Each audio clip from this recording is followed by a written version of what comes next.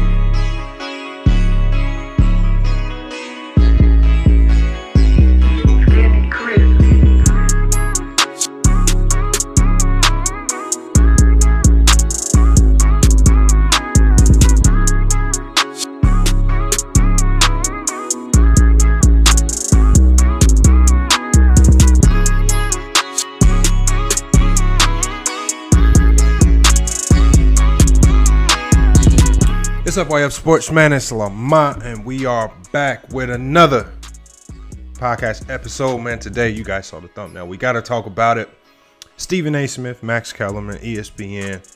A big change is coming to First Take. I mean, this is a talk show that's been ESPN's go-to show over the last, 10 years or so. Number one for a long time. And now we see a major change, a major shift in the paradigm over at ESPN as Max Kellerman is now leaving First Take. But the bigger story is that it was Stephen A. Smith that requested his removal. And we're going to dive deeper into all of those topics. We're going to dive deeper into what Stephen A. Smith actually said, what's particularly going on with this topic, but we got a lot to cover. Before we get started, make sure you guys like, comment, subscribe, hit the notification bell to the video if you haven't done so already. The grind is real, closer and closer to 30K subscribers. Just grinding our way there. Live streams daily. We got podcast videos dropping daily. I mean, we got a little bit of everything. We had our first NFL football live stream the other day. Actually went great, covering the the Tampa Bay Buccaneers and the Dallas Cowboy game. Ended up being a much better game than most people anticipated. But today we got to talk about it, man. We got, this story. Stephen A. Smith, Max Kellerman. And you know what? A lot of times you don't really see these situations play out publicly, where when the rumors came out that Stephen A. Smith wanted Max Kellerman off the show, a lot of times people will let these things just kind of sit in the stratosphere, and we just kind of take it wherever we want in this YouTube spectrum. Stephen A. Smith actually went on Hot 97 and did an interview with Ebro, and we're going to play a snippet of that interview. And he set the record straight about co-host Max Kellerman's exit from ESPN's First Take. And it was a very revealing interview. When asked what's the truth about Kellerman's departure after 5 years on the show together, Stephen A. Smith confirmed that what the Post had reported initially was true, that he wanted Kellerman off the show. And we're going to get to that video that I think Stephen A. Smith did a really good job of detailing the reasons as to why he wanted this change to happen and what to hopefully look forward to. But, with all of that being said, the rumors in terms of Stephen A. Smith wanting Max Kellerman off the show, they were definitely accurate. All right. And like I said, Stephen A. did a really good job. He went as far as even saying, it wasn't really about asking him to be off the show. It was the fact that he knew, as far as that pairing was concerned, and we know all things run their course, especially in this spectrum right here. As far as that pairing was concerned, their time was up, and they had a great run. But let's go ahead. We're going to get over to that interview. We're just going to play a snippet of it, but I really appreciate how Hot 97 approached this conversation. So salute to Hot 97 for getting this interview out there. And then for whatever you have to say about Stephen A. Smith, I definitely appreciate his honesty in his approach in addressing this. Well, let's go ahead and get to that clip. There we go. I'm here. I told So, you. the internet says that you wanted Max Kellerman off the program. I saw him say goodbye the other day. You called in. You had a sleep apnea surgery, which I want to get into a little bit just to learn a little bit about you a little bit more. But it didn't seem like you and Max had a bad relationship at all. So where do those rumors come from? And what's the truth with the departure of Max Kellerman from First Take? Well, the rumor's accurate in terms of me wanting him off the show. Let's get that out the way. Yes, I did. We don't have a bad relationship. I think he's a real good guy. I appreciate what he did for the show. We were number one for 5 years. We stayed number one, and I appreciate that. But what a lot of people don't realize is that the work that goes into doing the show every single day. And the reality is that we have 15 segments a day, 75 segments a week, over 3,000 takes a year. In the 9 years that I've been on First Take, I've given over 33,000 takes. And what a lot of people don't realize is that not just the work that goes into that, but also the fact that it's a chemistry that you have, and sometimes it just stalls. And the audience lets you know that it is what it is, and you feel the need for something fresh. You feel the need to retool. And the reason why I'm unapologetic about my position is that, number one, there's no knock against him personally, his professionalism, his work ethic, and all of that other stuff, his talent. It's not like I wanted the guy to be fired or anything like that. I knew that there were landing spots for him available at this network that would generate just as much, if not more, revenue for him and all of that other stuff. And it wasn't really about asking him to be off the show. It was about the fact that I knew that we together, as far as I was concerned, was not a great partnership anymore. And that was something that needed to change. And we cover the world of sports. And this is where I stand on an island all by myself in saying this, but I'm absolutely flabbergasted that people would react the way that they do in terms of stuff like this, because we cover the world of sports. Yes, Brady and the Tampa Bay Buccaneers, Pete, Ebro, they're an aberration because they're returning all 22 starters and their entire coaching staff and all of that stuff. And right. John Madden did that as well. But when you're trying to win for a long period of time, you don't stand still. Championship squads change all the time. And so for me, I remember in 2012 where First Take was on the verge of cancellation, and Skip Bayless asked me to come on board. And I come on board, and a month later, we go number one. That 9 years ago. And we were number one for 4 years. And then Max comes on board, and we number one for 5 years. Well, that means I've been number one for 9 years. It means I got a pretty good idea about what I'm doing when it comes to this show and what's necessary in order for it to work. And so for me, when I first spoke to Max about stuff years ago, I said, Joe, man, we doing this more than 3 years together. It's a problem, because I'm always looking to expand, to move on, to diversify my portfolio and to make things happen. And you'll be hard pressed for me to say to you after 3 years, we should be together for longer than that. Let's ride this wave. Let's be number one, and we'll go from there. Well, we weren't number one for 3 years. We extended it to 5. What I hear you saying is that you believe change is how you keep things fresh. Yep. You believe you're basically saying that no one is permanent on First Take. Whatever it takes to keep it fresh, yes, is what's going to happen. Yes. This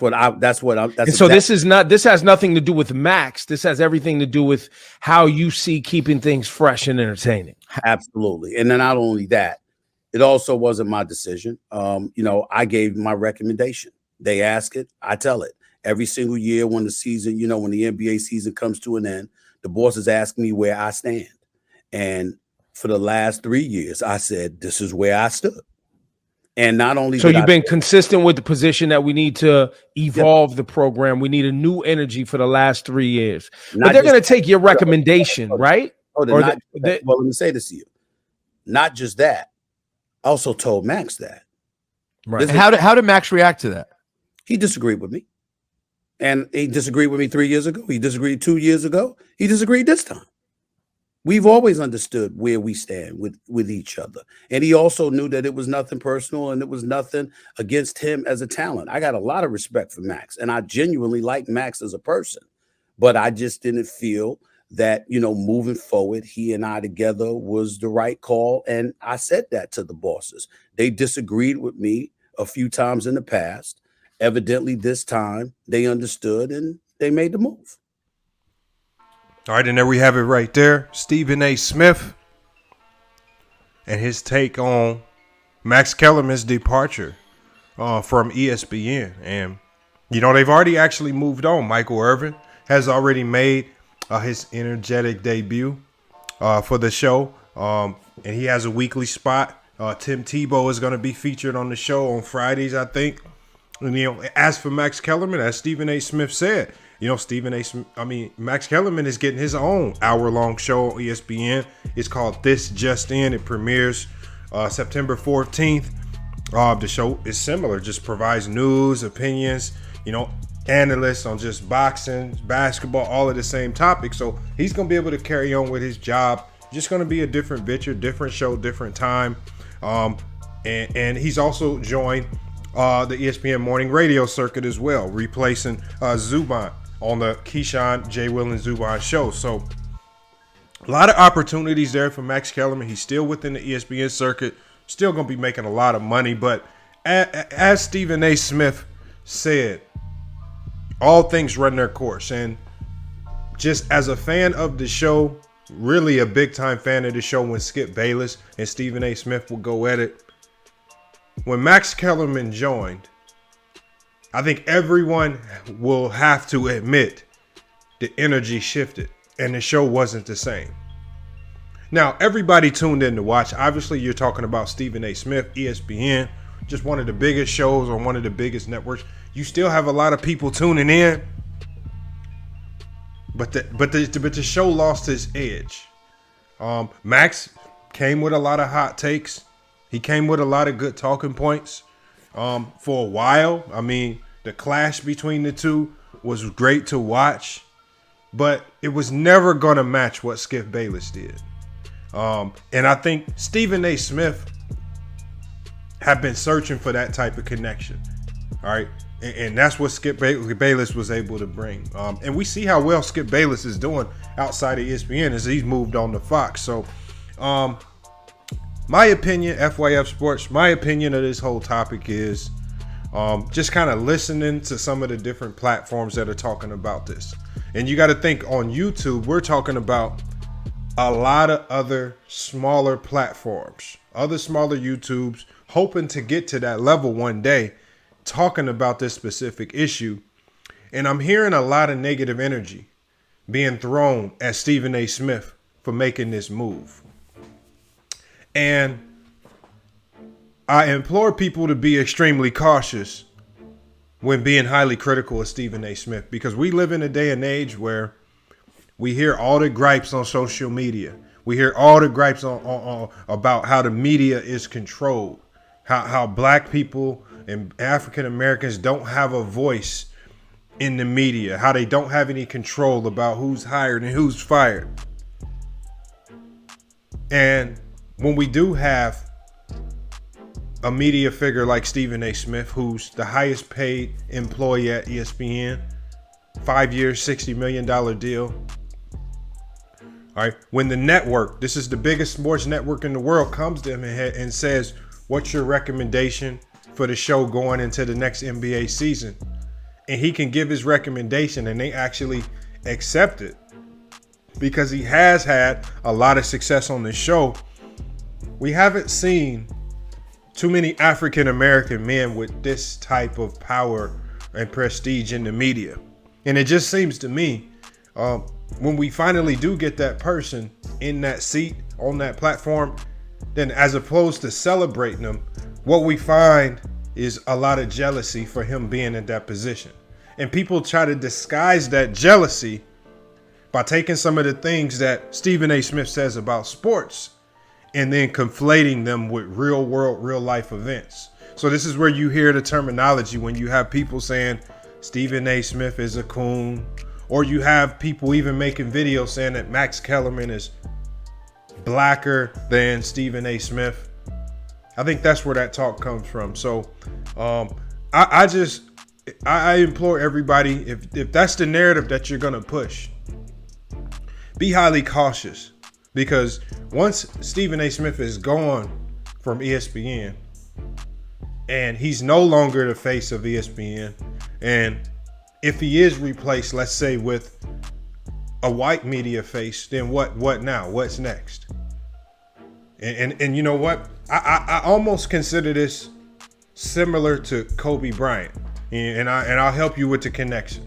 Because Kobe Bryant was a basketball player who was demonized and vilified by most fans throughout his career. Unless you were a absolute Laker fan, most people outside of LA demonized him, didn't respect his game, talked about the fact that other players didn't want to play with him, called him a ball hog, talked about his inefficiency on the court, talked about his demeanor, how he struggled to get along with teammates, other players throughout the league.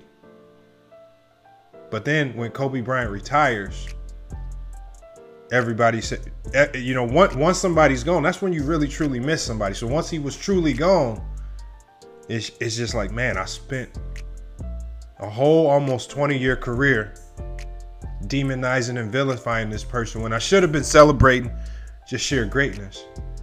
And then to double down on that, he has an untimely passing, and it's just like, man, we wasted all these years demonizing the man when we should have been celebrating his greatness. And I ultimately think that similar sentiment could potentially happen with Stephen A. Smith, because I don't know the next time we'll have a black media figure as the face of ESPN.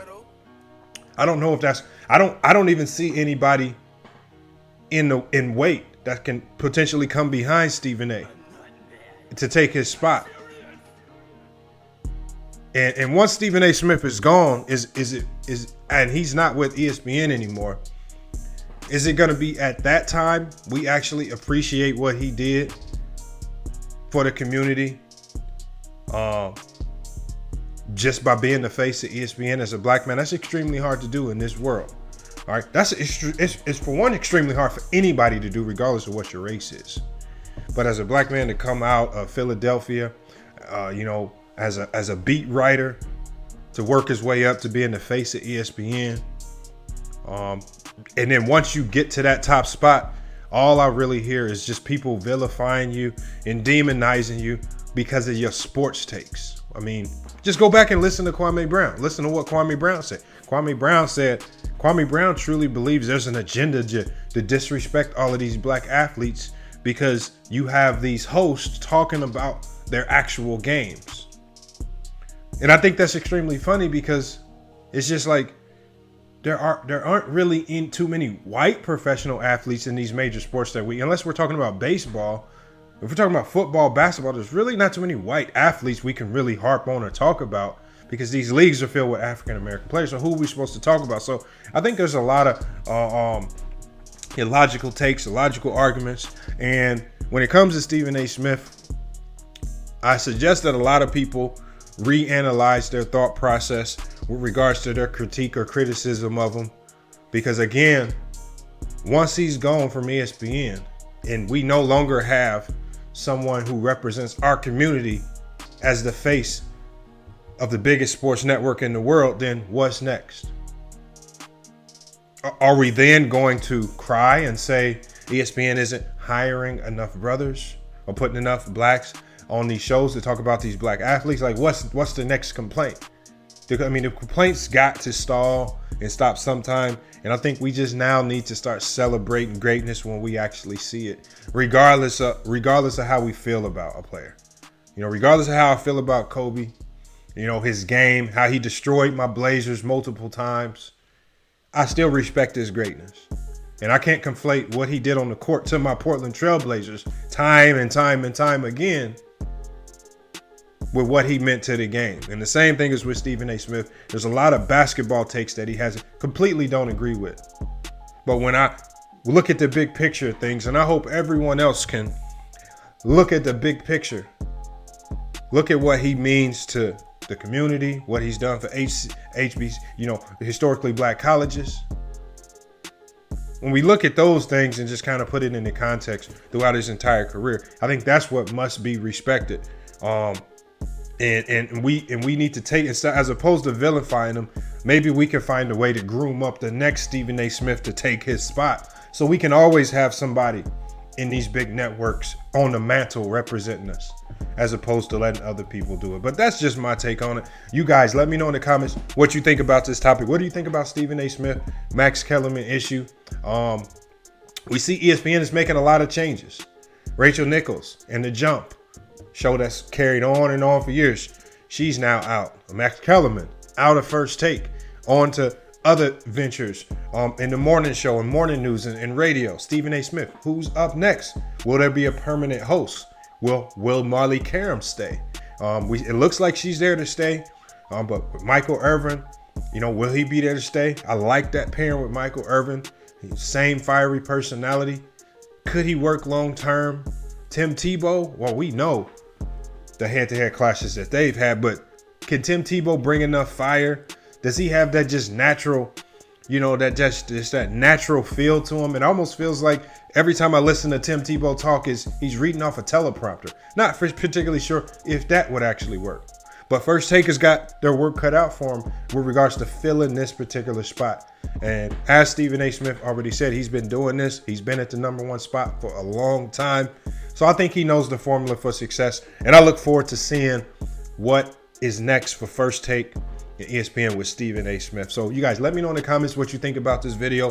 What do you think about this move? Was it fair? Was it unfair? Was it justified? And what are your thoughts on the community? How the community is reacting to this? And how people are kind of trying to, I feel like they're trying to tear Stephen A. Smith down for his recommendation, when I think it was a great business move. You have to be business savvy in this media world. You cannot stay stagnant. You always have to be trying, like Stephen A. Smith said, trying to get better. And I talk about a lot of these things all the time. With regards to marketing your YouTube channel, you always have to be trying to get better. So salute to everybody for watching today. We're going to be back with more sports and news later, live streams, more. We're going to actually do a little bit of college football coverage. That's going to be coming up soon. We're going to be sticking to NFL on Thursday, so watch out for those Thursday night NFL streams. We got NBA talk coming soon. So we got a lot of stuff coming. FYF Sports. Make sure, link is going to be in the description. You follow us on You Now. We got a special podcast episode that's going to be dropping on You Now twice a week as well. So again, a lot of stuff coming for FYF Sports. Hey, but it's FYF Sports, man. It's been another great podcast episode. Make sure you guys like, comment, share the video, do all of that good stuff. Follow us on Instagram and Twitter as well. Make sure you get all those notifications when we drop a video or information on this channel. But it's FYF Sports, another great podcast episode. We'll be back with more sports and news later.